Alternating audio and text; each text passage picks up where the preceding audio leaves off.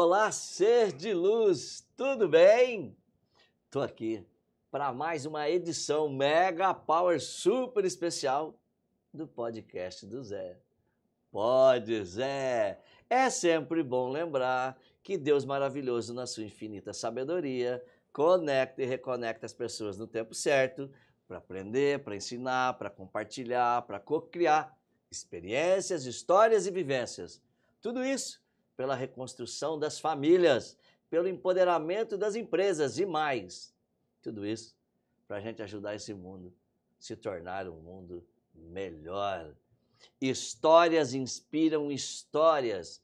E se você não sabe, mas talvez você já saiba, as histórias são mais poderosas do que qualquer ferramenta, do que qualquer método. Porque, segundo a neurociência e alguns psicólogos, como Freud, a nossa mente, a nossa psique, ela processa e ela consegue buscar informações entre 5% e 10% do que é racional, consciente, cognitivo, estrutural, porque entre 80% e 90% a nossa psique, a nossa mente, a nossa conexão e a nossa reconstrução interna, nossa restauração, se dá por histórias. Aliás, segundo Jung, ao querer tocar uma alma humana, não vai adiantar técnica nenhuma, nem método. Use a tua alma, porque as almas se conectam e estão além da compreensão. E exatamente nesse sentido, Deus, que é maravilhoso, que conecta e reconecta, trouxe para a minha vida recentemente uma pessoa que eu já conhecia e eu já admirava e já tinha uma relação não tão próxima. E eu fiquei admirado, porque além de ser esse profissional financeiro, um coach financeiro, e a gente ama ser coach, essa que é a verdade, muito mais do que isso, que um pai, que um missionário, essa pessoinha tem um dom e tem uma causa e um propósito também no mundo espiritual, no mundo religioso, e isso me deixou muito, muito feliz, porque eu não conhecia essa outra intensidade. E como Deus é maravilhoso, porque para mim, apesar de ser um cientista e apesar da minha missão na Terra ser pela ciência elevar o ser humano para um próximo nível espiritual através da cognição, da ciência, da neuroanatomia, da neurofisiologia, lá dentro de mim, você que me acompanha ou nem me acompanha, eles têm algo diferente, que é a espiritualidade, que é fé, que é meditação, que é oração. E essa mistura e esse mix de ciência, intelectualidade, o foco dos diferentes tipos de prosperidade, faz eu ser quem eu sou. Mas essa pessoinha muito especial, que vocês vão se apaixonar mais ainda, porque vai rolar uns segredinhos aqui, ele nem sabe ainda o que eu vou perguntar. Com vocês, meu querido, um amigo especial, que é o Roberto Navarro. Oi, Roberto, meu Deus do céu, que lindo, querido. Que honra, Zé. Gratidão. Muito bom estar aqui, uma admiração imensa pelo seu trabalho, sua família, sua história, né? Responsável por uma das grandes mudanças, né, que o nosso país tem na transformação humana, né? Porque a gente, quando era criança, adolescente, até o começo do trabalho, não tinha, né, para onde a gente treinar, onde se preparar, era só a escola. E realmente o trabalho que você tem feito através do IBC é algo transformador, né? Sempre admirei muito o trabalho, desde o começo, lá atrás começamos muito próximo ali, né, na época, e realmente é fantástico. Eu sempre falo que o IBC é o mais completo, né, um dos maiores institutos de coaching do mundo, né? E eu sempre falo que o coach brasileiro é o melhor do mundo na formação, que a gente não vê lá fora a estrutura que tem o IBC, por exemplo. Então, parabéns pelo seu trabalho, uma admiração muito grande, uma honra estar aqui contigo. Gratidão, querido. Estou curioso para saber como é que é a autoimagem, a autodefinição, o autoconceito de Roberto Navarro. Sabe aquele dia que a gente acorda, olha no espelho, olha lá no fundo do olho, dentro da alma, e aí vem aquelas sensações, emoções, racionalizações. É. Quem é você, Roberto Navarro? Eu sou um apaixonado por performance, coisas que tragam resultado, né? E eu preciso sempre ter algo muito grande para correr atrás, para ter um motivo para sair da cama, né? Se é coisinha pequena, hoje eu vou ficar dormindo até 2 horas da tarde. Então, o que me motiva é coisa grande, né? E aí, seja no empreender para a gente, seja na igreja, seja com a família. Então, eu sempre busco fazer coisas grandes, coisas novas, né? Tem que ser diferente, eu não gosto daquela rotina todo dia a mesma coisa. Então, eu sou muito motivado por desafios, né? Tem que ser desafiador para mim, assim, a coisa muito fácil não é comigo não, ela não tem graça. E isso foi desde criança, né? Eu sempre busquei, comecei a trabalhar muito cedo porque eram desafios grandes. E até hoje, eu não perdi aquele instinto do garotinho de 13 anos que começou lavando vidro, não. Eu continuo fazendo cada vez, acho assim que tem aquele filme Duas Vidas, com Bruce Willis. Uau, é extraordinário. Extraordinário, né? Quando às vezes a gente fica adulto e esquece do nosso eu verdadeiro, né, de criança. E muitas vezes eu olho para isso, né? Quando eu era criança, quais eram meus sonhos, né? Então, procuro trabalhar esses sonhos todos os dias. Eu teve fase de vida que foi complicado, que por a gente conquistar as coisas assim rápido, você atinge aquela meta, bati, fala, e agora, cara? Qual é o próximo desafio? E, então isso teve fase da minha vida que me deixou meio lento, meio lerdo, meio desanimado, porque era trabalhar e o dinheiro vem naturalmente, mas e o algo maior, né? Sempre que atingia uma situação.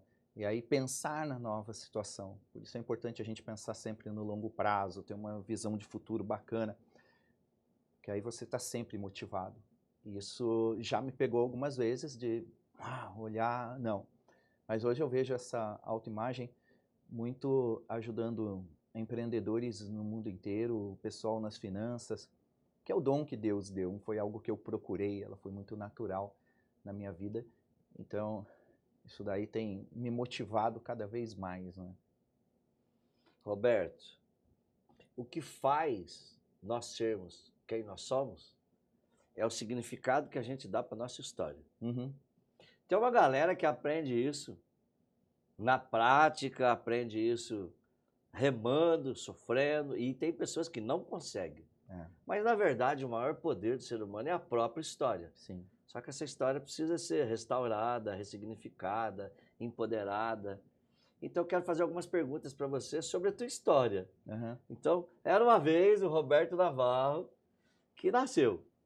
Onde você nasceu e como que foi a tua criação, a percepção? Que memórias, que histórias que você tem da tua infância, da primeira e segunda infância, até 4, 5, 6 anos e até 10 anos? Uhum. Quando você olha para essa linha do tempo, o que você lembra, o que você resgata, o que você pode contar? Eu nasci em Caraguatatuba, né, litoral aqui de São Paulo, 1970, uma cidade que tinha 20 mil habitantes, acho que tinha uma rua calçada, é uma cidade bem pequena. O meu avô, ele tinha hotel, né, na cidade, e ali na família somos 11 primos, né? Meu avô tinha ali 4 filhos, o único que está vivo hoje ainda é meu pai. E Uau! foi uma vida assim, sempre com muito amor, tá? Uma vida divertida, né, de criança. Meu pai sempre foi um brincalhão, exigente, duro, foi o cara que mais me motivou a trabalhar, a empreender. A minha mãe já era a pessoa culta, a pessoa do estudo, tá? Eu tinha um tio que era padre, então ele brincava muito comigo com as historinhas bíblicas, né? E eu nasci justamente nesse ambiente. O meu avô era um empreendedor assim incrível, também ficava muito com ele. Eu era o neto mais conectado com o avô, não sei porquê, né? Talvez pelo lado empreendedorismo, de empreendedor dele que me chamava, né? Então eu era muito conectado com a família, uma pessoa que nunca saí de fora ali da saia da família, né? Até os 36 anos eu vivi lá em Caraguá. Então eu sempre fui muito conectado, fui aquele garoto que nunca dei problema pro pai, nunca bebi um álcool, não sei o que é droga, nunca fui numa balada. Então, eu sempre fui uma pessoa muito disciplinada, mas porque eu tinha o objetivo, né, de conquistar a independência financeira. E sobre a sua mãe, como é que era? O que você lembra A minha mãe é da interessante infância? que, assim, com o meu pai, eu fui muito ligado com o meu pai até minha independência financeira, no dia 21 de janeiro de 91. Ali, Com quantos anos a independência financeira? 20 anos, eu tinha 20 20 anos. para 21. Ali eu fui muito, mas muito conectado com meu pai. A minha mãe, sempre um papel muito importante. O meu pai puxava mais para minha irmã e minha mãe mais para o meu lado. Só que eu era muito conectado com ele por causa de futebol, por causa de empreender, essas coisas. E ela tinha um relacionamento assim comigo de querer me ensinar as coisas, né? Hoje eu sou um mix muito forte do que eu faço hoje, do meu pai e da minha mãe, mas meu pai é a experiência que eu tenho e a minha mãe, ela foi responsável por eu ser coach, por exemplo. Por quê? Porque com 16 anos a minha mãe falou para mim, você tem que falar inglês. E um irlandês, o Terry, ele mudou para Caraguá e tinha uma casinha lá e ele não falava português. Minha mãe conversou com ele e colocou, eu tinha que ficar com ele 3 vezes por semana, 2 horas. E ele não falava português. Ai, que Então legal. ou aprende inglês ou aprende, né? Imersão mesmo. Então eu comecei a falar inglês muito jovem, Quantos anos? tinha 16 anos. 16 anos. Olha que benção, que É, presente, hein? que presente, incrível. E como minha mãe me convenceu? Porque ela falou, eu gostava muito de música, sempre gostei muito de música, ela falou, você vai entender as músicas. Eu falei, agora eu vou. Por essa razão, dá para ir. E isso fez a diferença no que eu faço hoje, porque depois quando eu saio para estudar sobre PNL, coaching, eu fiz com todos esses caras lá de fora em inglês. E que se eu não tivesse inglês, eu não teria condições de ter feito. Então aquilo foi um encaixe muito bacana, né? Mas ali no momento que eu fazia por causa da música. Então foi um relacionamento com muito amor, com muito aprendizado. Minha mãe ensinando sempre a parte científica da coisa, incentivando a estudar, coisa que eu não gostava. E eu estudava sobre empreendedorismo, sobre empresas mesmo. E meu pai sempre incentivando na área do trabalho, né? E meu pai tinha umas coisas muito interessantes, que ele falava assim para mim, ó, sai da escola e vai estudar, e vai trabalhar. Mas se você falar para sua mãe que foi eu que falei, eu falo que é mentira tua. Te bato e te ponho de castigo. Ele já avisava, né? Mas faça isso. Daí eu perguntava por quê? Ele falou, é simples, olha a família da tua mãe, todo mundo é formado, todo mundo passa necessidade financeira. Olha a nossa, ninguém tem nem sexta série, todo mundo é rico. Qual que você quer? Eu falei, o rico! Ele falou, então vai por mim, começa a empreender. Aí eu estudei muito, eu tive que estudar demais, porque a minha cidade não tinha nem biblioteca, livraria, nada disso. E eu quis montar meu posto de gasolina, era governo militar, você precisava de uma concessão que era liberada em Brasília, que levava 3, 4 anos. E eu estudei muito para entrar com esse pedido de concessão lá, né? Então eu estudava sobre como ter um posto de gasolina. Isso na juventude? Ali com 13, 14, 15, 16, 17, 18 anos, até conseguir abrir o posto. Uma memória emocional forte aí na adolescência, 12, 13, 14, 15. As minhas memórias assim mais incríveis são sempre com o futebol. Então a primeira vez que eu tive no estádio de futebol, no Morumbi, com 5 anos, e eu chorava, não é nem feito criança, porque eu era criança, eu tinha 5 aninhos, porque o São Paulo foi campeão contra a Portuguesa, e o meu pai maluco pulou no gramado e atravessou de um gol ao outro de joelho, e pegou a camisa do Serginho Chulapa, pós-jogo. Essa camisa está em casa sem lavar até hoje. Então ali foi uma memória muito grande, e depois sempre indo aos jogos de futebol, com meu pai, com a minha mãe também, que gostava muito. E era distante para a gente, né? Vir de Caraguá para São Paulo, para estar dentro. Então, essas memórias, elas foram sempre marcantes, porque sempre me trouxe muita emoção, de chorar, de alegria, tem muito a ver com a família. E as memórias empreendedoras de criança, né? Que o Banco Imobiliário, que foi uma virada de chave para mim ali no jogo, jogo até hoje.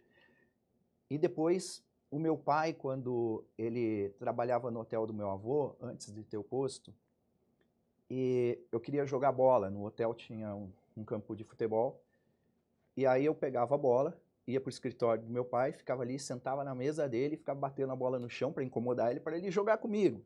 Oi. Então, isso era bacana, o hotel de frente ao mar. Aí eu jogava, eu ia pro gol, ele dava 2 chutes, o terceiro ele dava uma bica que a bola ia lá na praia, no mar mesmo. Eu saía correndo, na hora que eu voltava ele não estava, ele já tinha voltado pro trabalho. Né? Sempre nessas brincadeiras com a gente. E ele sempre me mostrando a parte de empreender, a parte de ter uma empresa, a parte de ter um negócio. De investir em terrenos, imóveis, que ele ensinava bastante, ele nunca gostou de bolsa. E meu avô, também me ensinando muito. Meu avô me pegava na mão, Robertinho, vamos para o banco. E tudo isso foi grande. E uma grande virada que teve também foi um dia que eu estava com meu avô, e aí, voltando do banco, e aí um rapaz chegou, Aldo, fala Tubarão, chamava meu avô de Tubarão. E aí um amigo do meu avô falou assim, Aldo, você não fica chateado, te chama de Tubarão? Meu avô olhou para ele e falou, eu não, Tubarão é coisa grande, águia, coisa grande. Eu ficaria chateado se falasse só o coitadinho do Aldo, a sardinha, aí sim, mas não, coisa grande não. E aí eu olhei e falei, nossa, a gente sempre tem que lutar por coisas grandes. Tá? E isso foi construindo a minha mentalidade ali de empreendedora. Essa memória com seu avô, você tinha mais ou menos quantos anos? Ali, quando aconteceu isso com meu avô, nossa, eu devia ter 10 anos. 10 anos. Né? 9, 10 anos. Meu E avô é sempre... forte essa memória, hein? Bastante. Bastante coisa. Porque eu vivi sempre com meu pai, com meu avô, com os meus tios. Eu gostava das pessoas mais velhas, pela experiência, pelas histórias. Tinha aniversário de criança com os primos. Estava tendo jogo de futebol, eu estava lá. Se não tivesse jogo de futebol, eu estava sentado à mesa junto com os meus tios, ouvindo as histórias deles, sempre aprendendo. Sempre gostei muito disso. E gosto até hoje, demais. As pessoas idosas com cada história incrível, eu aprendo muito com isso. Como é que foi? O início do teu negócio foi posto de gasolina. Você está dizendo, inclusive, ficou estudando até conseguir. E eu sei que você teve uma rede e depois deu umas zebrinhas aí. Conta pra gente como foi essa caminhada da natureza do empresário, do empreendedor brasileiro mundial, de ir para cima e ir para baixo. Ela é muito interessante, assim, porque como eu saí do colégio muito jovem, né, muito cedo, saí no primeiro colegial para estudar sobre empreendedorismo, né, e estudar inglês. Então ali, quando eu tinha 23 anos, eu já tinha, acho que 6 pós de gasolina, com 23 anos. É um patrimônio grande, alguns com propriedade própria, alguns com prédio que eu mesmo já tinha construído. Só que eu ainda era aquele garoto de 23 anos, inexperiente, que andava de sandália havaiana, bermuda e camiseta regata, né, todos os dias. Todos os dias. Andava desse jeito, eu não estava nem aí. E eu não tinha carro. Eu tinha uma picapinha que era do meu pai, Fiat Fiorino, branca, que tinha furo na lataria, que tinha que empurrar. E eu já tinha a independência financeira há 3 anos. Mas eu olhava e falava, não, carro é desperdício. Essa picapinha me leva ali. Eu só fui comprar meu primeiro carro, que foi uma Paraty, que eu comprei aqui na Sabrico, em São Paulo, quando nasceu a minha filha, a Raíssa. Né? Foi um pouco tempo depois disso. Então ali, naquele momento, Zé, foi um momento muito difícil para mim. Porque eu comecei a sentir falta da experiência empreendedora. Eu tinha centenas de funcionários, pô, vamos trazer o número de hoje, 6 pós de gasolina, daí 1.200.000 litros, mais ou menos, que eu vendia, são 40 mil litros por dia. Estamos falando em mais de R$200 mil por dia de faturamento, no mínimo. É isso que eu tinha. Na época não existia cartão de crédito, então você recebia em dinheiro ou cheque das pessoas. E vários funcionários e tudo, não sabia o que era TRH, não sabia nada disso, uma cidade pequena ainda, era eu que contratava, eu que fazia tudo. Tinha secretária, tudo, gerente nos postos, mas ali eu senti falta de uma estrutura empresarial, uma estrutura até mesmo emocional para lidar com tantos desafios. Porque uma empresa de petróleo, para você comprar combustível, você tem que pôr um imóvel teu como garantia, uma hipoteca para aquilo, ou uma carta de fiança bancária. Então era muita coisa que a gente tinha que negociar com as companhias de petróleo. Você vai comprar um posto ou adquirir, você tem um prazo com ele, aí vai renovar um contrato com ele. Hoje você vai renovar um contrato de um posto, eles te dão R$2 milhões na mão. Então, era tudo isso que eu tinha que lidar, né, no dia a dia. E eu, ao invés de sentar, acalmar, organizar, não, eu acelerava. Aí, nisso, eu comprei a Coca-Cola, fui distribuidor da Coca-Cola, depois fui distribuidor da Ambev, comprei a academia, tudo em na tua Caraguá. cidade? Os postos já tinham saído, né? Eu já estava Vale do Paraíba, Litoral Norte, já comandando tudo. Comprei uma rede de academia, de tênis, uma rede de surf shop, uma rádio. Então, comecei a comprar um monte de coisa e trabalhar feito louco em cima daquilo e sem toda essa estrutura emocional, e trabalhando 20 horas por dia. Mas eu gostava, eu amava. Só que o meu trabalho sempre era assim, eu saía, ia para academia, eu saía, ia nadar, eu saía, ia jogar tênis, eu saía, ia jogar bola, eu trabalhava a hora que quisesse, eu ia e voltava, mas estava o tempo todo ali no ecossistema, vamos dizer, empresarial. Mas eu senti bastante falta disso. E onde eu superei isso? Sem querer, Zé. As coisas são de Deus. Eu estava um dia no posto, eu ficava na pista, conversando com os clientes, sempre gostei muito disso. E chega um rapaz, um empresário, e fala, ô Roberto, vou lá na associação comercial? Aí eu, vai fazer o quê? 6, 7 da noite já. Vai ter uma palestra lá. Eu nunca tinha ido numa palestra na vida. Eu nunca tinha lido um livro na vida, com 23 anos. Eu falei, palestra do quê? O cara é motivacional. Vamos lá. Eu falei, pô, mas ele de calça, tudo bonitinho. Eu, sandália. Short, regata. Eu falei, mas como eu tô? Ele falou assim pra mim ainda. Todo mundo sabe como você anda, ninguém vai ligar. E fui. Quando eu chego lá, era um cara falando de PNL. Né? E aí aquele negócio ficou na minha cabeça. Eu ali assistindo a palestra, gostei disso. Os amigos, vamos embora, vamos para a lanchonete. Eu falei, não. Eu quero conversar com esse cara que deu essa palestra aí. Aí eu chamei o presidente da associação comercial, falei, você vai levar ele para jantar? Que hotel ele tá? Eu fui jantar com eles. Aí ele virou e falou assim, eu perguntei, o que é esse negócio de PNL aí? Olha o que ele responde para mim, fala assim, a forma de você ficar inteligente mais rápido. A forma de você ficar inteligente mais rápido. Gostei. Aí eu falei para ele, onde tem para vender? Onde tem para vender? Eu falei, onde tem para vender esse negócio? Comprar isso aí? Agora. Aí foi quando eu fiz o primeiro curso, que eu fui lá no Lair Ribeiro, Sintonia. 30 anos atrás. Gente, Sintonia do Lair Ribeiro, tem tempo, hein? 30 anos atrás. Famoso curso. Aí que eu fiquei maluco por aquilo e eu comecei a não ir para o ensino tradicional, mas estudar PNL e tal, tudo isso. E não por trabalhar com isso, nem imaginava essa situação. Era para ser uma pessoa melhor, para ficar inteligente, né? Para poder lidar com meus filhos, treinar meus filhos, meus funcionários, para ser um líder. Isso fez uma mudança na minha vida. Aí eu comecei a ler. O primeiro livro foi Estrada para o Futuro, do Bill Gates. Estrada para o Futuro, já começou com Bill Gates, caramba. E aí eu não parei mais. nesse desenvolvimento e sempre me interessando. E o coach também foi sem querer.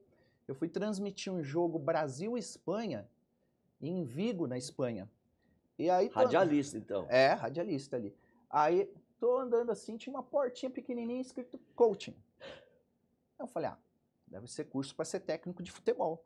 Coach. Deixa eu ver como é que é esse negócio.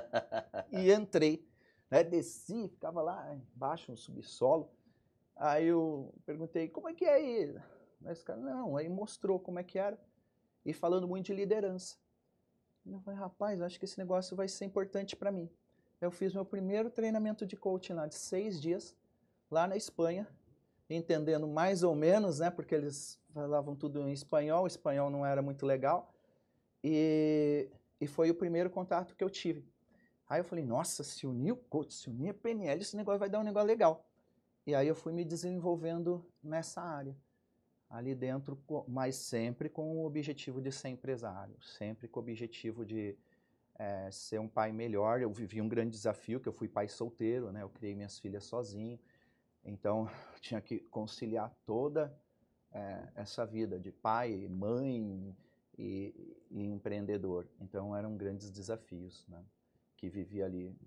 E eu tenho certeza de uma coisa, se não fosse esses treinamentos na minha vida, eu não estava nem vivo hoje. Tamanha pressão, perdas quando a gente teve, e isso me segurou. Saber ter autocontrole foi fundamental. E essa crise que você passou, como é que foi essa reconstrução? Você saiu dali, todo esse problema, e aí como que foi a virada? Você foi fazer o quê? Então, Zé, a coisa é muito louca, porque eu resolvi, né, e tem coisa aí é que tá, né, às vezes a gente resolve coisa, mas não era para resolver, era para tomar aquela decisão, né? E eu olhei assim para minha vida, porque eu era muito rico economicamente, em patrimônio, mas em dinheiro eu não tinha nada, porque todo dinheiro que entrava eu comprava outro posto, eu comprava um apartamento, eu construía um prédio, empreendia tudo, então não tinha. Eu usava cheque especial no banco, cartão de crédito, né? Não tinha isso, era tudo reinvestindo. Até que chegou um momento muito cansado, assim, eu falei, quer saber, eu vou vender tudo e nunca mais vou trabalhar na vida, eu vou viver da renda desses negócios. E ali foi um começo de mudança, de virada do mercado de posto de gasolina, de farmácia, de tudo que gera muito dinheiro, né, que tem muito giro, com tráfico de drogas entrando nesses negócios para lavar dinheiro. Uau! Foi logo no começo. Hoje a gente percebe, passar num posto aí, eu sei qual é que o tráfico de droga está comandando. A milícia está comandando, você percebe. Meu Deus. Mas na época não. Então eu fui vítima disso. Tá? Eu vendi e entra também a arrogância. Tá? Por quê? Era a rede toda. E aí eu fui conversar com o advogado, ele falou assim para mim, pô, na época pediu 100 mil reais para fazer o contrato. Como se fosse mais de 1 milhão hoje. Eu falei, como é que é? Eu sempre fui meio autodidata, estudo direito pra caraca, né, até hoje. Eu falei, eu faço esse contrato. Vixe. E eu que fiz. Só que uma coisa é você conhecer, outra coisa é você atuar na área, ter a experiência na área, né? Eu aprendi isso. E o que eu achava que ia ser a meu favor foi contra. Eu coloquei no contrato assim, que eles deram uma entrada e pagavam em 36 meses. Que eu só ia passar a documentação dos postos para eles pós-quitação. Tá? Enquanto isso, eles operaram os postos com procuração. Fez um buraco. Fez um buraco, não me pagaram nada, só a entrada. E te deram umas dívidas. De presente. De presente. Eu perdi tudo, fiquei sem nada e mais de 10 milhões de dívida para pagar deles. Desde trabalhista até fiscal, banco, fornecedor, tudo. Uau. E eu descobri isso foi uns 6 meses depois da venda. Porque foi a hora que eu fui fazer uma compra no mercado e meu cartão estava bloqueado. O cartão de débito. Não tinha saldo na conta. Aí eu falei, o que aconteceu? Tinham bloqueado todo o dinheiro de lá, pego. Aí tive que pagar o cartão de crédito. Aí eu fui correr atrás do que tinha acontecido. Então eu fiquei assim, do dia para a noite, vamos dizer, né? Porque quando eu descobri, sem nada. E com dívida. E com 10 milhões de dívida e 4 filhos para criar, e eu já tinha 4. Qual que era a sua idade? 32, faz 21 anos mais ou menos. Né? E foi interessante porque eu não chorei, eu não fiquei nervoso. Minha primeira atitude foi procurar um advogado, e foi um erro também, isso no primeiro momento, porque ele tomou o pouco de dinheiro que eu tinha guardado, o carro que eu tinha, coisa que não tinham conseguido bloquear, ficou para ele. E aí a hora que você percebe que é o golpe, né? Como que você percebe? Você começa a receber ligação com ameaça de morte, com ameaças para você, que se Tá você estranho. for... Então, ali eu larguei meu telefone e tudo. Foi muito difícil, assim, não o dinheiro, porque o dinheiro é processo, você faz de novo rapidinho. Mas perceber as pessoas à sua volta. Todo mundo se afastou de mim. Até meu pai. Todo mundo se afastou. E interessante que eu nunca fui de pedir nada para ninguém. Eu sou muito tranquilo. Só que eles achavam que eu ia pedir alguma coisa. Mas não, eu falava com as pessoas normalmente como eu falava sempre. E eu sabia que Deus ia me abençoar de alguma forma. Eu só não sabia como. Mas eu tinha certeza que eu ia ser abençoado. E quando a gente lê a Bíblia, a gente passa a ter uma experiência espiritual muito rica. Então, em João 10:10 está escrito que o diabo vem roubar, matar e destruir. Eu olhei, já roubaram. Destruíram toda a amizade. E eu olhava para minha família e falou, quem vai morrer? Tá faltando a morte. E foi minha mãe. Meu Deus. Então eu perco minha mãe ali também. Tudo para desestruturar, realmente, para acabar. As crianças muito pequenas. E aí a gente foi junto, pensando no que vai fazer. E é o momento que o inimigo, ele quer te confundir. E eu recebo uma proposta de emprego para trabalhar numa empresa de marketing e um salário de 20 mil reais, com um Corolla na porta, plano de saúde, tudo. E eu recusei. Uau. Ali minha mãe ainda estava viva. Eu recusei, minha mãe me deu um tapa na cara quando eu recusei, porque nesse dia que eu recusei, nesse dia mesmo, estava sem luz em casa e sem mistura para comida, tinha só arroz e feijão. E eu recusei o emprego. E falei para minha mãe, Deus me fez para empreender e empregar pessoas e não para ser empregado. Falei, isso é maravilhoso, cara, meu amigo, amo até hoje, ele estendeu a mão para mim. Falei, mas não é isso que Deus quer para mim. E eu reiniciei com a Herbalife, vendendo chá na rua. Você sempre Quer grato. emagrecer? Me pergunte como. E pior que aí a gente aprende esse negócio, Zé.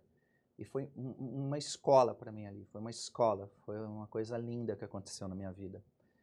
Porque primeiro você ganha um mundo de pessoas à sua volta, vai acreditar, vai ficar rico, né? Que aquilo foi bacana. É uma comunidade poderosa. Poderosa, né, cara? E aí as pessoas são muito legais, elas vão te incentivando. E ali eu comecei a aprender como funciona o ser humano. Então eu vendia o chá, o shake para emagrecer. Eu não podia ver um gordinho, que eu chegava, já tomou isso aqui, queria convencer, né? Aprenda. Era louco. E não dava tão certo. Não dava tão certo. Eu falei, mas tem alguma coisa errada. Tá? Aí fazia acompanhamento com a pessoa que comprava, mas o que ele fazia? Ele acrescentava o shake na refeição dele. Em vez dele trocar, ele aumentava. Às vezes muito engordava. Eu falei, quer saber? Esse é um trabalho difícil, querer que as pessoas emagreçam. Tem que mudar comportamento, né? Vou ter que fazer hipnose na galera. Aí eu falei assim, não. Eu vou mudar o meu público-alvo. Eu vou atrás de quem tem saúde, de quem está na academia. Então eu parei de procurar os gordinhos e fui para os saudáveis. Para os caras de academia, que está se preocupado com o corpo, gosta de malhar. E aí foi um game change ali. comecei a vender muito, Que interessante. e comecei a recrutar muita gente que eu falava assim para ele, pô, quer desconto? Quer? Então assina aqui, você já fica com o seu cadastro. Então a gente cresce muito ali. Mas eu fiquei 6 meses só. Né? Fiquei 6 meses, estava ganhando como se fosse hoje tipo uns 20 mil reais. Mas, pô, o negócio é super legal, indico para muita gente, só que não era para mim. Só que não era para mim. Tá? E por que não era para mim? Porque um dia eu estava num daqueles eventos e um rapazinho pula no palco, eles ganham aquelas homenagens, né? E ele pulando, ele dava cada cambalhota lá, comemorando tudo. E o cara que estava comigo, eu falei para ele, irmão, vem cá, quanto esse cara tá ganhando por mês para fazer tudo isso aí? Ele falou, 500 reais. Eu falei, quanto? Ele falou, 500 reais. Aí, tipo, 2 mil hoje, assim. Eu falei, ó, eu tô indo embora e vou sair desse negócio. Ele falou, por quê? Eu falei, eu não quero ficar do lado de pessoa que comemora desse jeito 500 reais. Mindset aqui tá errado. Saí e nunca mais voltei. Porque eu olhava, falava, não, eu aprendi, foi bacana. E ali eu tive acesso à maior riqueza que eu tive de todos os treinamentos, que foi conseguir treinar com o Jim Rohn. Isso para mim, acho que Deus só queria que eu tivesse essa experiência. Só isso. Ele falava, vai lá, já tá bom demais. Você vai treinar com o Jim Rohn. E aí eu tive essa honra, né, de passar um período ali nesse treinamento e conseguir depois adquirir tudo dele. Fez muita diferença na minha vida isso daí. Mas essa virada foi bacana, aprender a lidar com as pessoas, com o preconceito, com muita coisa ali dentro. E olha que incrível, né? Eu fazia o sucesso ali e chamava atenção, porque o sucesso chama a atenção das pessoas. Né? Sempre. Aí os outros de Forever, de Amway, Dinastia, dos outros marketing, até da Herbalife mesmo.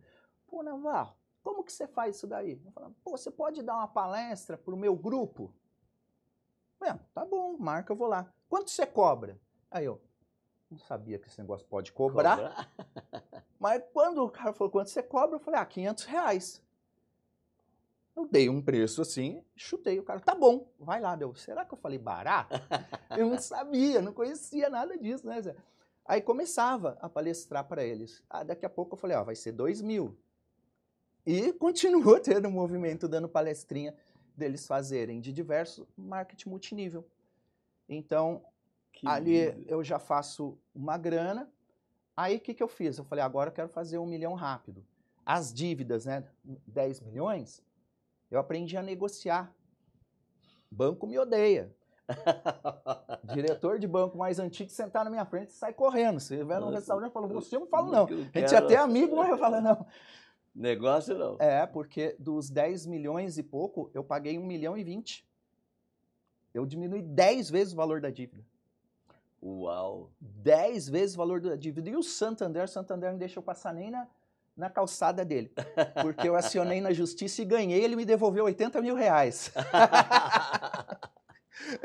E era tudo coisa que eu nem sabia que podia fazer. Mas eu falei, não, eu vou resolver esse negócio. Então eu aprendi. Hoje, banco, os caras comigo, eles são muito redondinhos, porque sabe que eu sei o caminho do que acontece lá dentro, né? Então, naquela fase, eu trouxe tudo para baixo a dívida, fui pagando.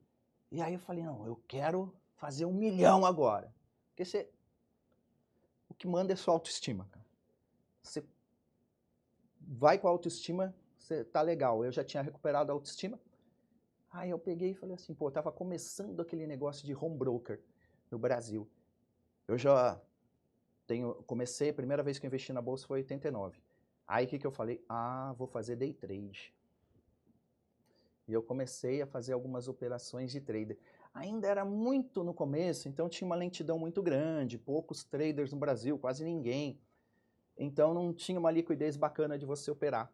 Mas aí eu fiz 300 mil reais. Uau! Naquela época. Fiz 300 mil reais. O que eu fiz com o dinheiro? A minha especialidade. Comprei um posto de gasolina falido.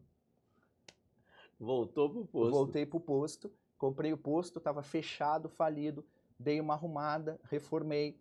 Comecei a trabalhar o posto, legalzinho, coloquei marca que era da Ipiranga, e aí ele começou a vender legal, foi o quê? Uns 6 meses, mais ou menos, que eu fiquei, e vendi por 1.400.000.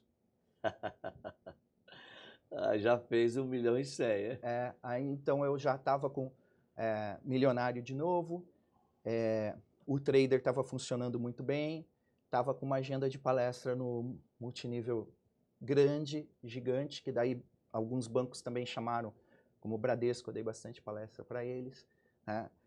Então ali começo a crescer e fazer outros negócios. Leva uns 6 anos, mais ou menos, 5, 6 anos depois, para entrar no coach de vez. Que legal. E eu encarei tudo isso como um aprendizado para criar o coaching financeiro, né? Com as minhas próprias derrotas, vitórias. E olha que lance interessante, né? Teve um dia, eu tinha R$50 no bolso só. 50. Tava na Herbalife já. Aí chego em casa e um amigo me deixou lá de carona e ele estava indo para um curso da Herbalife de vendas. Custava R$48, mas eu falei, não, cara, casa Só nem tem comida 50. tem, me deixou em casa. Eu entro em casa, a minha mãe já vem chutando a porta. E pá, xingando, falando, e não tem frango, e não tem não sei o que vai fazer para as crianças. Eu vou fazer xixi, entro no banheiro, a hora que eu vou fechar a porta, minha mãe empurra a porta. Eita. E ela fala a frase que ela tinha que falar. Ela fala assim, nós nunca vamos sair dessa. A hora que ela falou, eu olhei assim, falei, vamos. Ah, vamos. Virei as costas, saí, bipei, era bip. O meu amigo falei, volta aqui rapidinho que eu vou no treinamento com você. Os 50 Os 50 rodou. que eu ia dar para ela. Cheguei no treinamento, dei os 50 para a menina, R$48, 2 de troco, né? Ela falou assim, tá certo? Eu falei, tá não. Você não sabe a diferença que esse R$2 faz na minha vida. E aí eu entrei no treinamento e saí do treinamento com R$550. Comecei a vender um monte de produto lá dentro, que tinha muita gente que estava lá para conhecer, e eu nem tinha o produto. Consegui receber dos caras para entregar depois. Aí comprei os produtos, entreguei, me sobrou R$300, eu dei 150 para minha mãe e 150 para ativar o negócio. Olha isso. Ou seja, eu vejo que tem gente que come a única oportunidade que ela tem de prosperar na vida. Uau. Eu vejo muita gente assim hoje. Não tenho dinheiro, não tenho isso, não tenho dinheiro para fazer um curso de coaching. Eu falo, meu querido, você sabia que um curso de coaching pode transformar a sua vida? Pode mudar a tua história para sempre? Mas a pessoa não. E daí ela gasta com pizza, gasta com outras coisas e sempre frustrada porque não atinge aqueles resultados. Então, eu tive isso muito na prática. Né? E ali, outra coisa que fez diferença, eu já tinha tido contato com o Anthony Robbins, em 98, acho. E ali eu falei assim, cara, eu preciso voltar para esse treinamento. Só que eu ainda estava sem grana, né? Aí o que eu fiz? Eu falei, eu tenho que dar um jeito. Eu liguei para um amigo meu da Ipiranga, pô, os caras voam pro Brasil inteiro. Eu falei, esse cara deve ter um monte de milha. Aí eu liguei, Marcos, você tem muita milha? Ele falou, tenho. Então, me empresta, depois te devolvo uma passagem para Miami. Aí ele trocou para mim a passagem para Miami. Liguei para um amigo meu que morava em Orlando, falei, cara, você já ouviu falar do Anthony Robbins? Ele, já ouvi, mas, pô, vai ter um treinamento top dele, vamos, vai ser bom para você. Ele, vamos. Daí ele perguntou, quando que é? Eu falei, tal. Eu já tinha pago, né, o treinamento, eu tinha o dinheiro para o treinamento. Daí ele falou, quando você vem? Eu falei, tal dia, onde você vai ficar? Eu falei, tô vendo ainda. Ele, fica em casa. Ô, benção. Fiquei na casa dele, fui lá, fiz o treinamento. Né? Quer dizer, usei o pouco dinheiro que eu tinha para comprar o ingresso do curso do Tony. Consegui a passagem com um amigo que tinha milhas. Fiquei na casa de outro amigo que ele também foi, ele comprou lá dentro todo o pacote do Tony. Então, e você vê, no meio do momento que eu não tinha nada. E hoje a gente vê pessoas que têm uma oportunidade na vida dela e ela joga fora. Isso me deixa um pouco chateado com aquelas pessoas que não veem o potencial que ela mesma tem. Mas esse potencial precisa ser extraído e colocado à disposição do mundo. As oportunidades estão aí Uhum. e a gente tem que pegar essas Exato. oportunidades, né? E tem uma galera que não vê, hein? Não, a maioria. Né? Essa máxima de que eu não tenho dinheiro, essa é a maior mentira do mundo, né? Exato. Porque dinheiro é uma força interna. É. E se eu não tenho essa força interna, eu não tenho dinheiro, nem vou ter, né? Exato. Inclusive Ele vai continuar não tem o sem. dinheiro, ele decretou, profetizou na vida dele. Posso ter um monte de coisa, mas dinheiro não. Então a gente tem que tomar cuidado com as coisas que a gente conta pra gente. As A verdades gente e as pode mentirinhas. acreditar nela. Me lembrei do Henry Ford, né? A famosa frase, né? Pensa que pode, você está certo. É. Pensa que não pode, você Tá também certo. está certo. É. Você sempre vai estar certo. Exatamente. Roberto, fala aí. E o pai que existe dentro do Roberto Navarro? Lições de um paizão. Conta para nós aí. Existem coisas na vida que a gente programa e tem outras que Deus programa pra gente, né? Pai foi uma dessas, porque eu nunca planejei ter um filho, tá? E eu tive 4, né? Todos sem planejamento, né? E foi incrível, porque 3 meninas e um menino. Teve um momento que, né, eu tive a separação com a Kátia, que é uma pessoa incrível, a gente cresceu junto, né? E é amigo até hoje, muito, né? Mãe da Raíssa, da Pérola e da Amanda, mas ela passou uma fase e aí eu tive que ficar com as crianças, com a guarda, tudo, né? E cuidar de bebê. Então, a Raíssa é muito forte, a minha mais velha, que tem 30 anos. A Raíssa é uma fortaleza. Mas por que essa fortaleza? Porque ela sofreu muito, porque a boneca dela era as irmãs, que ela tinha que me ajudar a cuidar. Né? A boneca era das minhas irmãs. Era complicado. Então a gente foi muito unido, muito unido, muito unido. Eu não eduquei, eu treinei cada um deles, né? Desde pequenininho, treinando Raíssa, Pérola, Amanda, mais para frente um pouquinho o Raí. Então foi bem difícil, bem desafiador. Por isso eu falo, Deus me deu essa missão. Fomos sempre muito unidos, somos até hoje, né? A Raíssa é um fenômeno aí da PNL, é impressionante o que ela faz, né? Ela atua com PNL há 15 anos, tem 30 de idade, atua há 15. Ela foi eleita pelo Instituto do Richard Bandler entre os 13 maiores do mundo que fazem parte. Ele seleciona 13, você não sabe se ela é o primeiro ou a 13ª, né? E, inclusive, ela tem entrevistas com ele, né, trabalhando. Ela foi palco do Tony Robbins, trabalhou junto com o Tony. Ai, que legal. Então, ela se desenvolveu muito, muito nessa área. Me acompanhando. Não tinha o que fazer, eu tinha que ir para algum treinamento, queria ir, tinha que levar. Né? Então, ela foi para essa área, tem um sucesso, já tem sua independência financeira, mora em Alphaville. A Pérola sempre foi a arteira, a bagunceira, né? Mas com uma criatividade absurda, e ela é artista. Mora em Los Angeles, né? Lá em Beverly Hills, mora muito bem. Um quadro dela varia de 10 mil a 15 mil dólares. E ela tem quantos anos? Pérola, 28. 28. Né? Foi para lá, está lá há 6 anos. Né? Então, muito bem também, independência financeira dela veio mais rápido que das outras, porque ela, como artista, ela despontou rápido. E eu pergunto sempre para ela assim, Pérola, como foi isso? O coaching financeiro, quando eu escrevi tudo, né, todas as técnicas, ela que escrevia para mim, ela que montava os PDFs, que ela ficava do meu lado. E aí ela falou, pai, eu aprendi ali com você e eu fiz. E ela tem um poder de persuasão muito grande com as pessoas. Então você vai na casa do Bono do U2, tem quadro dela. Você vai, o pessoal do Coldplay, tem quadro dela. Então ela se conectou com as bandas de rock, os artistas famosos de Hollywood. E aí você tá feito, né? Quando eles começam a divulgar seu trabalho. A Amanda tem 25 anos, ela tá morando em Caraguá agora. Ela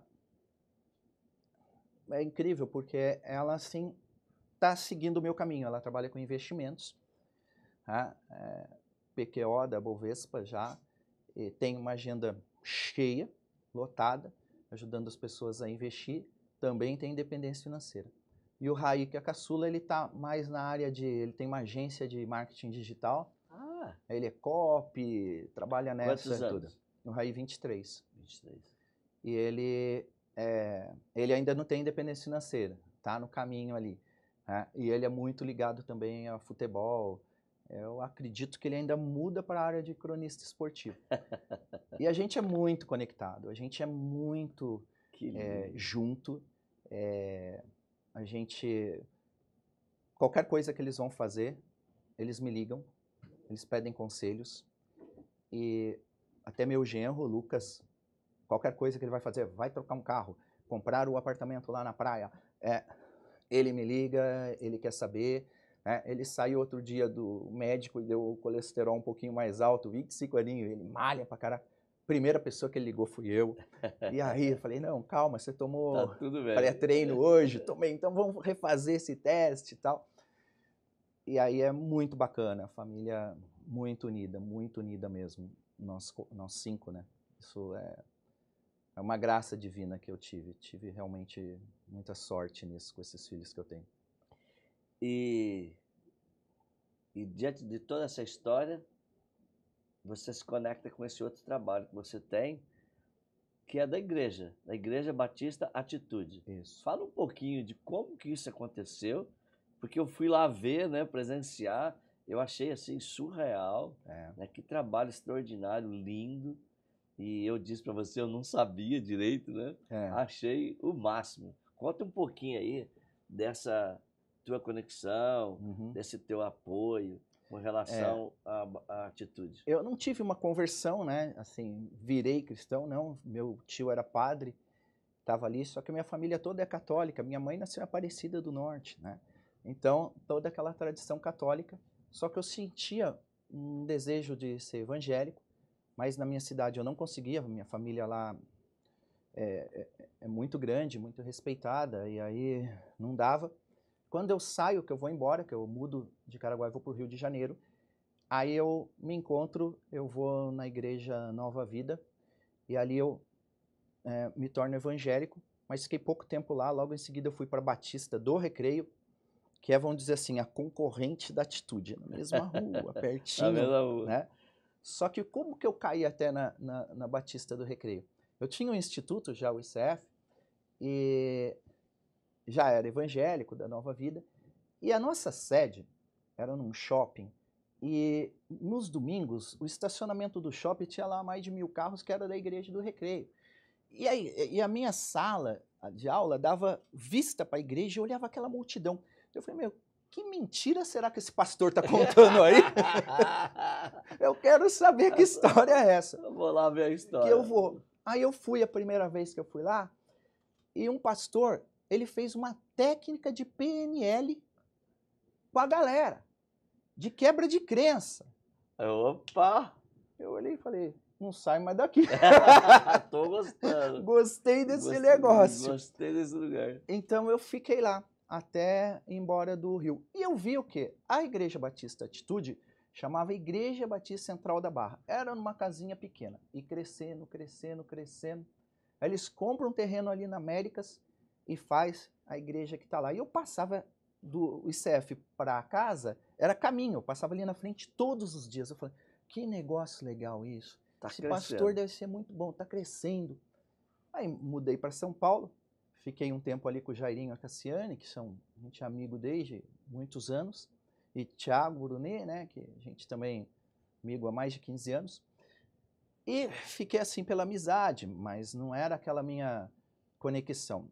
No momento que o Thiago sai da igreja, eu também saí, só que daí eu olhei e falei assim, meu, Alphaville é muito pobre de igreja na época ali, e com pastores assim não tão preparados na sabedoria. Eu olhei, falei, eu preciso de um pastor experiente, eu preciso de alguém com sabedoria, porque a gente só vai ouvir quem a gente admira.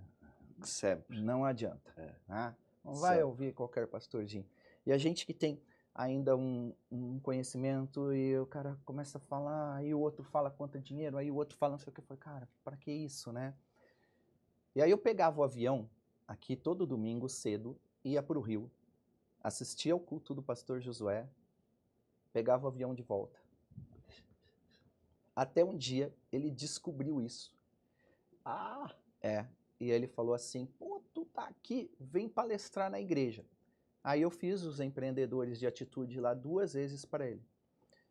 E ali eu tive um processo de separação e tal, e ele me abraçou como filho, cuidou de mim durante um bom período. que lindo. E aí eu fiquei muito tempo no Rio, ele cuidando de mim, e ao mesmo tempo eu treinando os pastores da Atitude, eram 20 igrejas na época. E aí eu comecei a sair para todo lado com o Bruno, que é o líder dos empreendedores, para ajudar as igrejas, Belo Horizonte, Petrópolis, tudo quanto é canto. Hoje a gente está com 60 igrejas. Uau. E não preciso mais pegar o avião e ir para lá. A gente fez Já. em Alphaville, né? E hoje a igreja de Alphaville ela já é a segunda maior do complexo todo, que são 60. E a minha missão ali é ajudar os empreendedores. Porque a igreja, em geral, no mundo, ela ajuda muito aos pobres e tem que ajudar mesmo, tá? E elas falam, vão ajudar os mais necessitados. E aí que eu entrei, eu falei, quem são os mais necessitados? Os que dão trabalho, Tá? os que trabalham. Falei, e aí? A gente vê em Alphaville, cada 3 meses, um empresário se suicidando. Filhos de empresários se suicidando. A gente vê empresários com problemas emocionais gigantescos, empresários com divórcio, empresários com problema com o filho. Como que eles vão lidar com isso? Quem está olhando para essas pessoas? Ah? São problemas mais difíceis de lidar também. É fácil ir lá com o pobre, eu dar uma cesta básica para ele, vou dar Mais uma fácil, saúde, né? bem mais simples, né? O assistencialismo. E eu coloquei na mente que falei, não, Deus me levantou para isso. E aí a gente criou esse ministério, que já está gigante, né? Para ajudar os empresários. Então, todos os meses, aqui em Alphaville é a terceira segunda-feira do mês, no Rio é a segunda segunda-feira do mês. Todos os meses, as igrejas Atitude levam um palestrante de nome, como você teve lá, né? Para ensinar, para levar um conteúdo para eles. A gente tem uma liderança toda para cuidar dessas pessoas.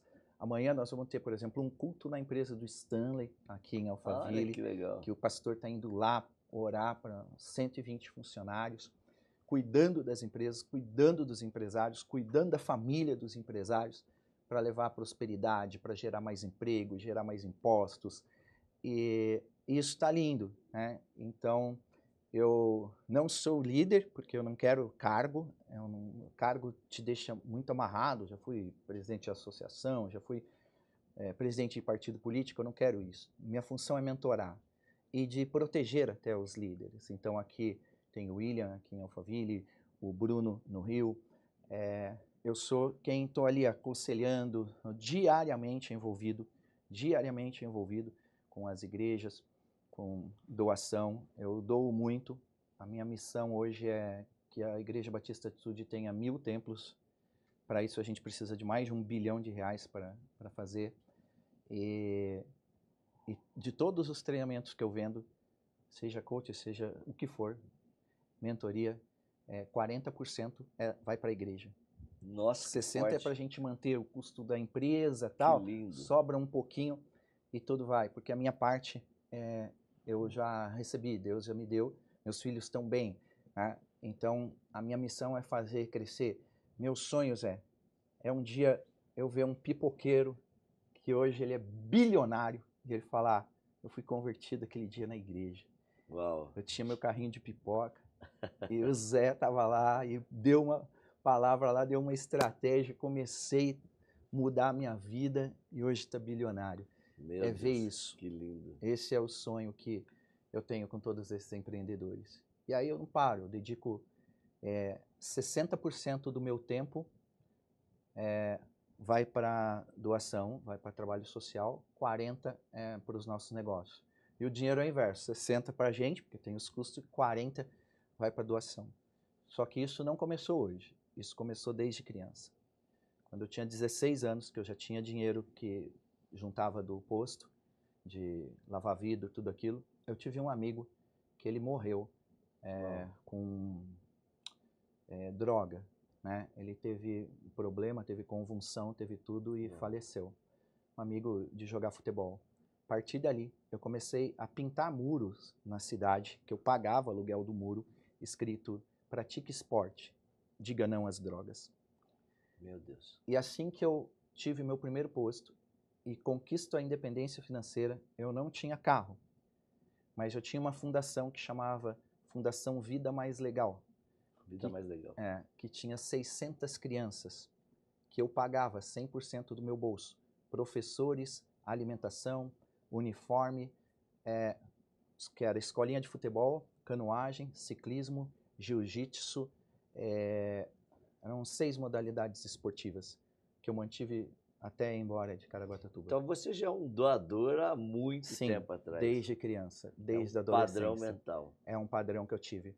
Roberto, se você tivesse uma oportunidade e Deus pedisse para você deixar uma mensagem para o mundo, sabe aquela mensagem de todas as línguas, em todos os canais, em todas as TVs, rádio, jornal, televisão, internet, tudo que você imaginar.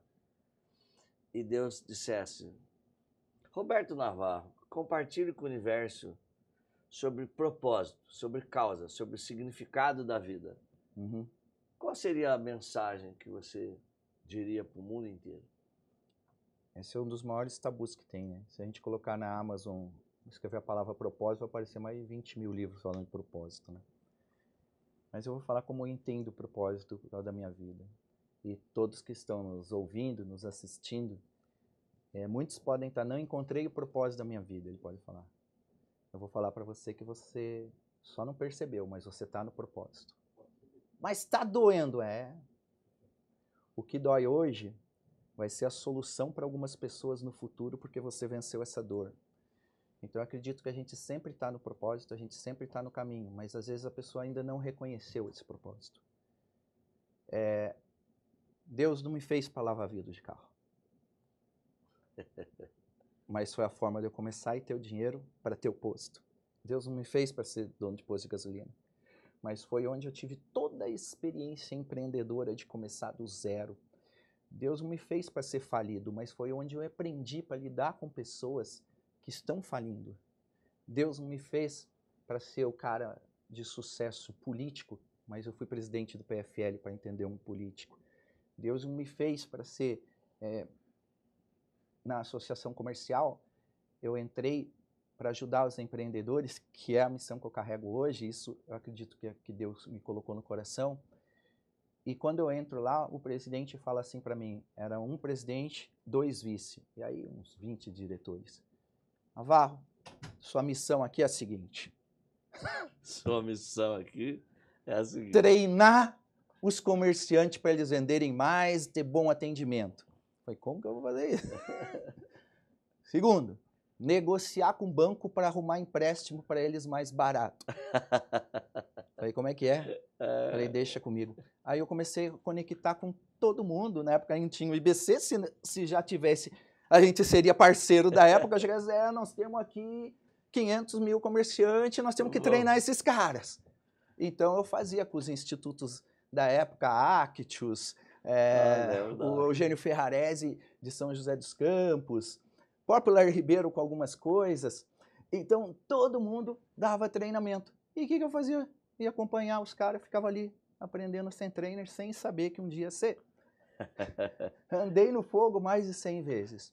Não aguenta mais andar no fogo. Então, eu olho hoje e falo, se perguntar se sua missão é essa, eu falo, não estou aqui porque o presidente da associação mandou. Eu sou obediente, maior. Só que tem essa associação maior. E já era um preparo para o que eu faço hoje. Hoje eu abraço os empreendedores, A gente tem treinamento também que a gente vende para empreendedores, mas sempre para o PME, pequeno, micro empreendedor. Porque se tem uma coisa que eu não faço, lógico que acaba tendo, mas eu não gosto de ser concorrente. Lógico que a gente tem concorrentes, né? O próprio Sebrae é nosso concorrente na área de empreendedorismo. Mas eu vejo você fazendo uma coisa, Zé, eu quero te ajudar. Eu sempre fui assim, desde criança. Eu não quero tirar seu. Então, por exemplo, hoje, quem trabalha com o grande? O Marcos, o Marcelo Gervano, o G4. E toda essa galera, um dia, foi meu mentorado.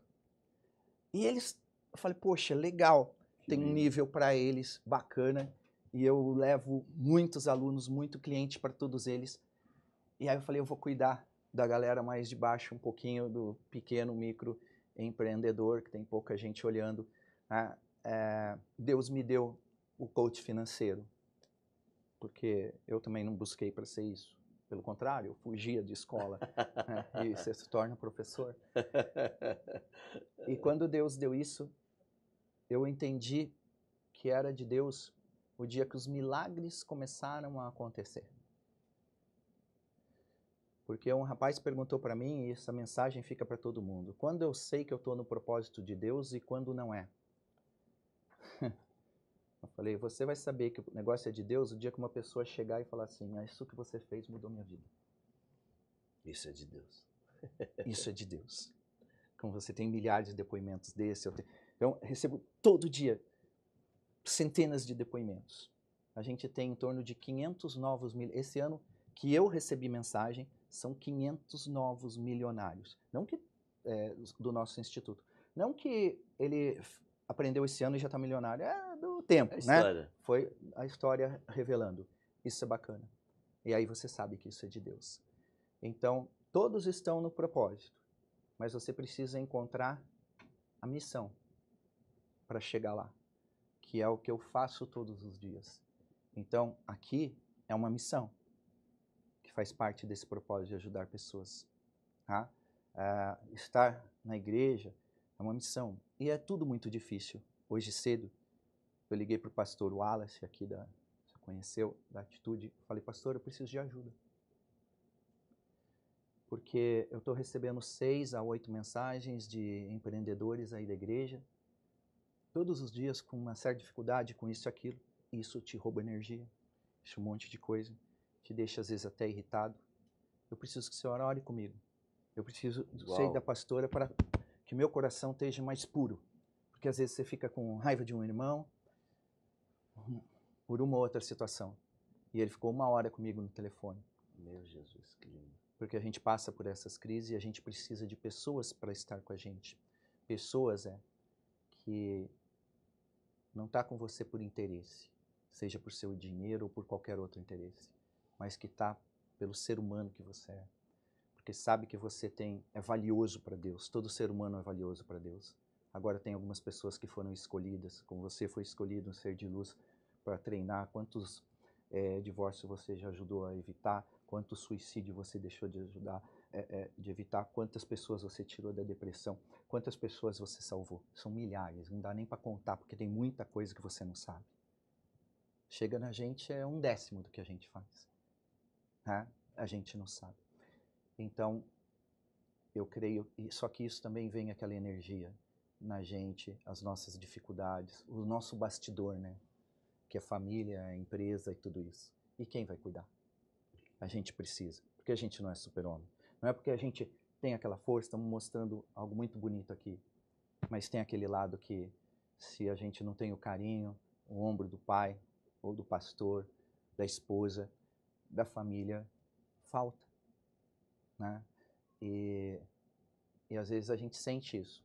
E graças a Deus, eu consegui ter hoje uma rede de amigos que eu posso ligar e falar, irmão, vamos tomar um café, vamos conversar. Amém. E de amigos que também me ligam, falam, Navarro, vamos sentar, estou precisando de alguém para falar que eu possa falar alguma coisa. Que não vai sair na live, que não vai ser feito stories.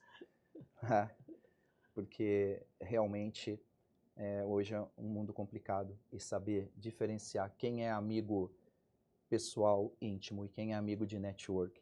É bem diferente. E hoje, você sabe que uma das coisas que eu penso, há um tempo atrás o Hotmart soltou uma pesquisa que o público que mais consome é o cristão e que os produtos que mais vende são os ligados à fé. E aí a gente tem um verdadeiro derrame de influencers falando de Deus para vender. E eu penso que essa é a maior explosão de sempre, né? Atualmente, isso é né? terrível, que a gente fala que são os networkers de Cristo. Networks de Cristo, poxa. Né? Então, a gente realmente se preocupa muito com isso, também porque existe muita enganação na fé das pessoas. Né? E esse foi um dos motivos que eu fui para a Atitude. Porque a Atitude é uma instituição onde a gente tem 27 mil membros. A gente tem a creche Novos Sonhos com 250 crianças carentes que a gente tira 7 horas da manhã da casa e devolve 7 da noite, com 5 alimentações, professores do maior nível possível. A gente tem um centro de recuperação humana com 120 homens, que eram alguns bandidos, alguns com tráfico de droga, alguns drogados. E esses homens hoje, eles moram numa suíte com vidro blindex no banheiro, com 5 alimentações por dia, tem horta que eles fazem, construímos uma padaria que eles fazem seu próprio pão e vendem. Todos eles estão passando por um processo de curso técnico para sair dali com uma profissão. Tudo gratuito que a igreja faz. Que lindo. Então, eu falei, é aqui que eu vou me encostar. Que hoje eu ponho meu tempo e dinheiro. Quando eu tinha fundação, eu estava à frente. E aí você leva muita cacetada também. E é difícil. Hoje eu só sou mais um de tantos outros que estão lá dentro ajudando. Né? E aí eu escolhi uma instituição séria, que não vai pegar o nosso dinheiro e comprar um carro para o pastor. E gastar com outras coisas. Não, nós vamos gastar salvando vidas, recuperando vidas. E todos que frequentarem uma igreja Batista Atitude em qualquer lugar do mundo, ela tem a melhor estrutura. Uma cadeira boa, ar-condicionado, telão, um som, tudo de primeira, porque é assim que Deus gosta, de coisa abundante. Adoro, olha isso. Nascemos para ser próspero. Exato. E eu verdadeiramente acredito nisso. Roberto Navarro, meu querido amigo, parabéns pela história, pela restauração, ressignificação, pelo pai que você é, pelos filhos maravilhosos, olha, que continuam o seu legado. E mais do que isso, por esse propósito maior, essa causa maior que hoje você se dedica para a Igreja Batista Atitude. Fui lá ver, conferir, fiquei apaixonado. Que movimento lindo, né? Que trabalho lindo. E como é bom saber mais coisas ainda dessa história maravilhosa. Eu realmente acredito que as nossas histórias inspiram as pessoas e mais, que no tempo certo a gente sempre está mais próximo, porque existe uma causa maior acontecendo o tempo todo. Com certeza. E eu verdadeiramente acredito nisso. Gratidão pelo carinho, pela tua disponibilidade e com certeza, esse nosso bate-papo vai tocar a vida de milhares e milhares de pessoas. E para você que está com a gente aqui, vou deixar aqui na descrição, né, as redes sociais do Roberto Navarro. E eu quero te fazer um pedido. Primeiro, para seguir, para compartilhar, para deixar seu comentário aqui, também seguir o Roberto Navarro. E também, você é no YouTube? Se você ainda não está no meu canal, se inscreva no meu canal. E ó, ativa o sininho aí para você receber aí toda vez que sair um podcast do Zé. Se fizer sentido para você, deixa teu comentário aí, dá tua curtidinha. Sabe por quê? Porque histórias inspiram histórias. Fiquem com Deus e até breve, né? Porque no tempo certo, no tempo de Deus, a gente se conecta mais e mais e mais. Gratidão, Roberto. Agora a hora do abraço. Obrigado, irmão. Muita luz. Amém. É...